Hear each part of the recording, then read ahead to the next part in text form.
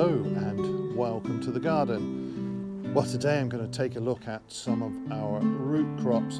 In a previous video a few weeks back I took a first look at our main crop carrots.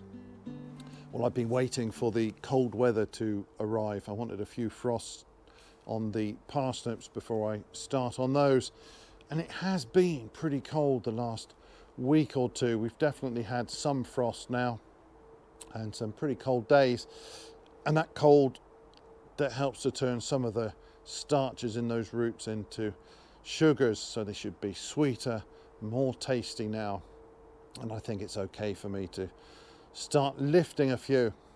So I'm quite hopeful that we will have some decent parsnips. I gave them plenty of space and I think they're going to be fine. I'm also going to take a look at the Celeriac and try and find some decent beetroot. But first to the parsnip.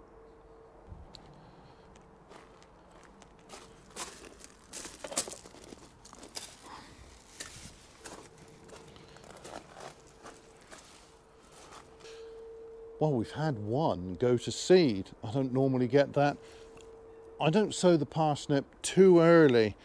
I find it better to wait a little bit until the soil conditions are really quite good for germination. So I really don't expect to see anything running to seed, but it's just the one, so it's not a big problem.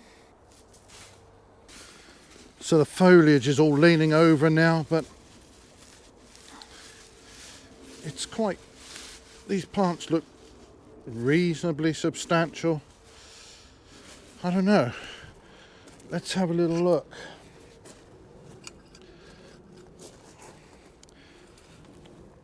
Now the soil's quite light here, but still I want to get the fork alongside, help lift that. That's not moving.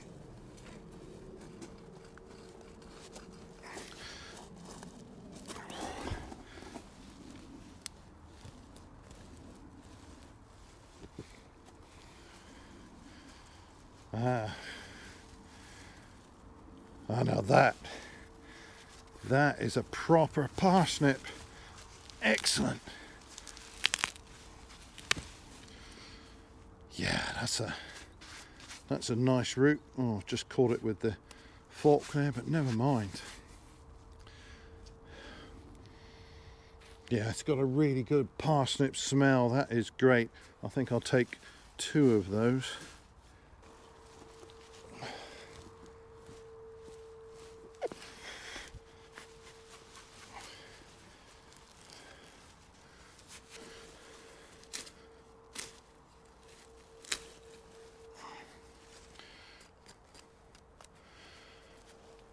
Well, it's forked down the bottom, but I don't need that bit anyway, so the root itself is lovely. That's another whacking big parsnip.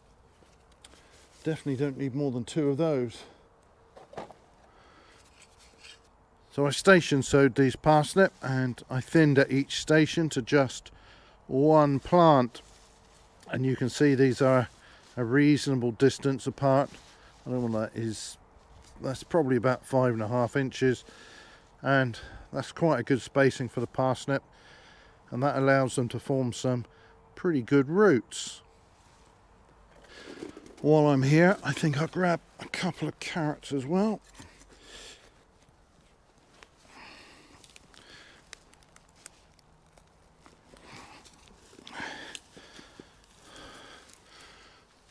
No, I think just the one.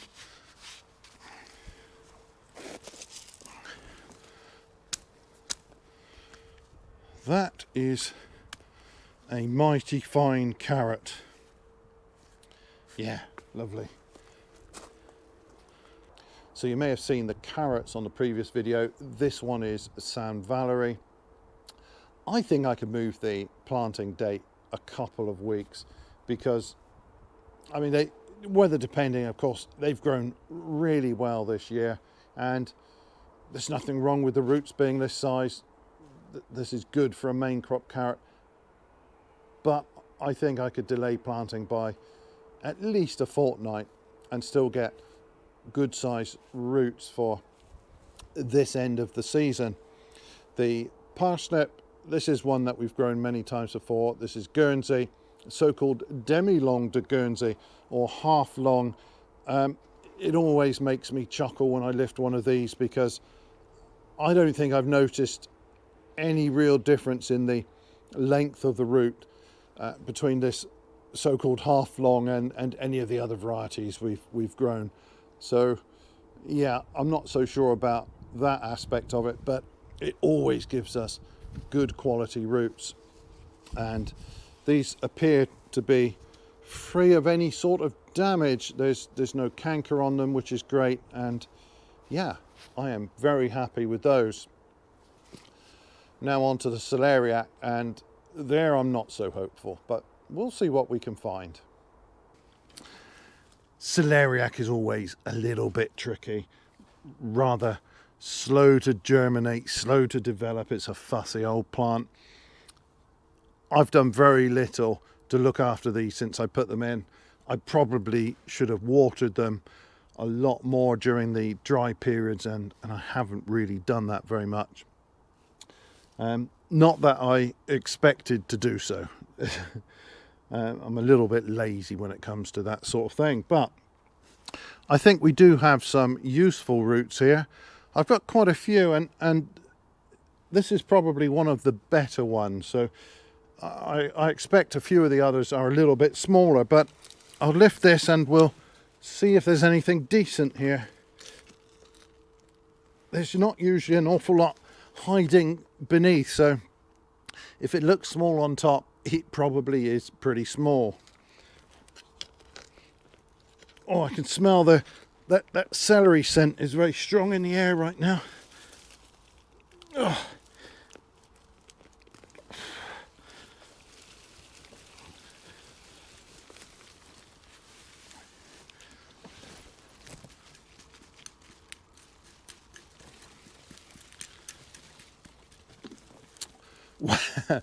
I don't know.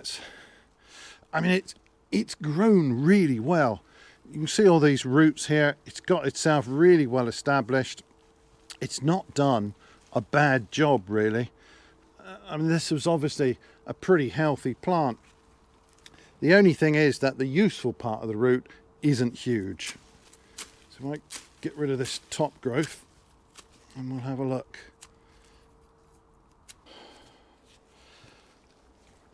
So there's nothing useful to be found below this level. So the soil was just here.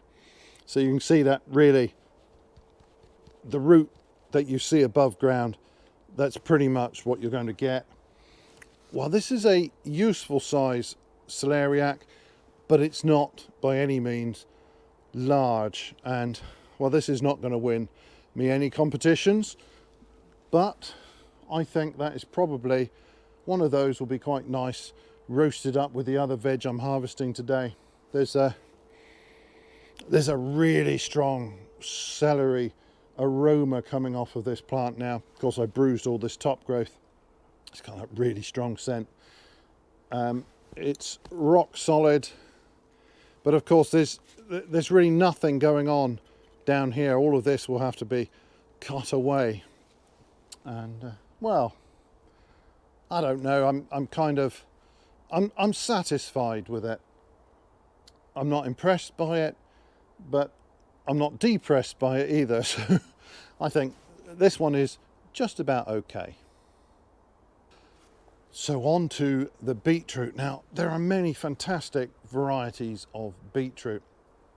I usually grow boltardy because that's a really reliable one for any time of the year, but particularly early in the year.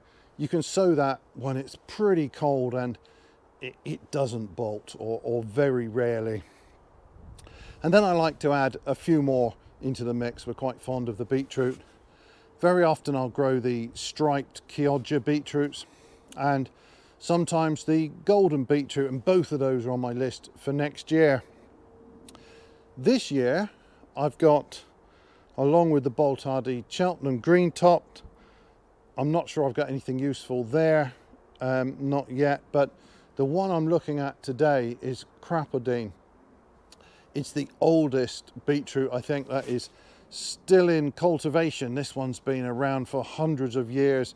It is ugly, it's kind of quite coarse on the outside. It's covered with a almost bark-like skin. And it's not the most attractive root, but it is very tasty, and it's certainly interesting to grow, or at least I find it interesting to grow those old varieties. So these beetroot are looking quite ratty now, and I've done a bad job with these, I must confess, because I should have gone through and thinned these. So I'm anticipating finding some tiny roots in amongst some reasonable ones. So, well, at least I hope there are some reasonable ones. This one here feels like it might have put on some useful growth, so I'll start at this end and have a little look.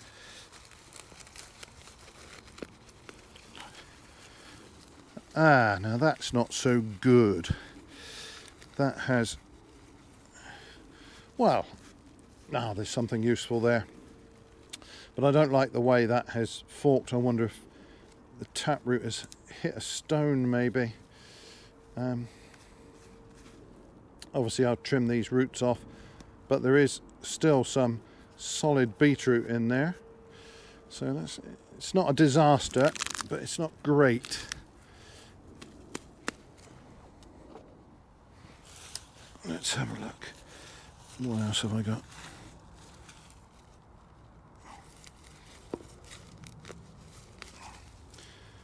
Yeah, these are a little bit on the small side. I don't know why, but I don't think they liked it in this spot for some reason.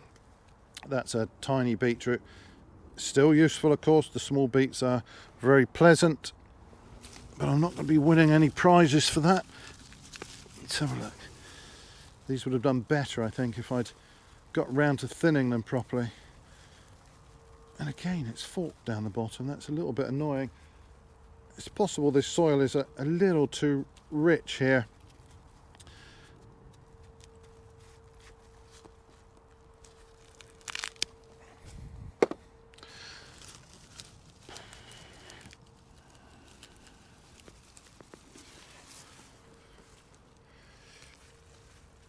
I think it's a similar story with all of these. And this was a fairly late sowing. It wasn't my last sowing of beetroot.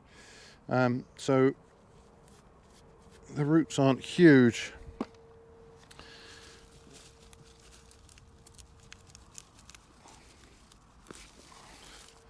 Now that one is a bit more as it should be, but again, it's not a very substantial root at the moment. But nonetheless, it is probably quite tasty.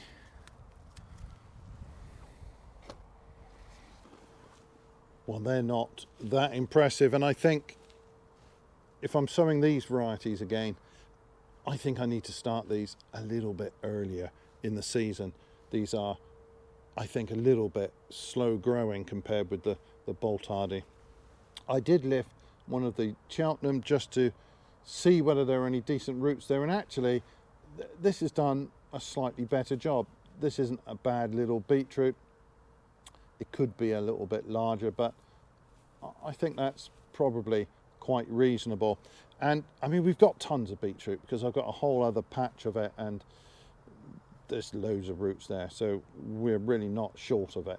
Even if some of these are the older varieties, even if they are a little bit smaller, but still I anticipate this being a very tasty root. So a bit of a mixed bag there. The carrots and the parsnips, they're whacking great big roots. The celeriac is about average, although that one I pulled out is one of the better ones, so I've probably got some fairly small roots over there amongst the others. And these particular beetroots here, they haven't done as well as I had hoped. It's a little bit strange because I've got another patch that was sown a lot later, so late in fact that I thought it would be touch and go as to whether we'd get any roots off of them, anything worth bothering with. They've produced quite a lot of reasonable sized roots there. So I mean, we're not short of beetroot by any means, but I'm a little bit surprised that they didn't like it in this patch. It could be that the soil prep here was different. It might also be related to the weather when these were young and developing. I do remember they went through quite a dry spell, and I don't water that much outdoors. They did get some water because they were suffering a bit, and it may be that later sowing went in the ground when conditions were a little bit better for the beetroot. So I don't know, it's just one of those things. But anyway, it's not a bad harvest of the root veg, and we've got plenty here to take us through the winter. So that is all for this video. Thanks ever so much for watching, and bye for now.